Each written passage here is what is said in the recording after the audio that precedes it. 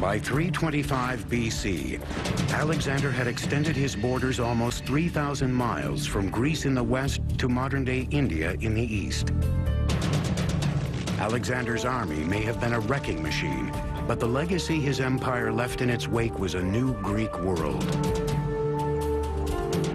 Alexander's strategy for ruling conquered nations included both accommodation and assimilation.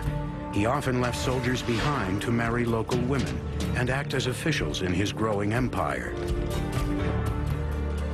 Towns that were formerly Persian, Egyptian, or Indian were transformed into Greek cities.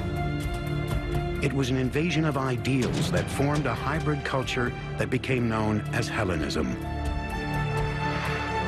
So definitely there are striking parallels with what's going on today, in our today era of globalization. Today we have a common language, which is English, is the language of trade. After Alexander the Great, you have people who have adopted the Greek customs and the Greek language. Hellenism was built on city life, and nowhere did this expansion of Greek domination show up more so than in city planning.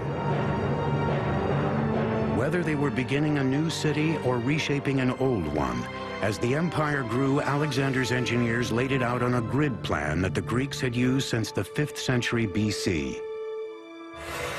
The grid plan, which was used in these cities, was a symbol of order. Any government that could replace the traditional winding alleyways of a city with a rectilineal grid plan of streets at right angles was a government to be feared, a government to take notice of.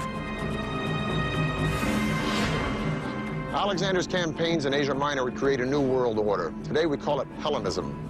If you lived in a city conquered by Alexander, you lived in a Greek city. This is an example of such a city. It's called Pergamum. 2,000 years ago, Pergamum would have had all the elements of a Greek city: agora, temples, gymnasium, theater.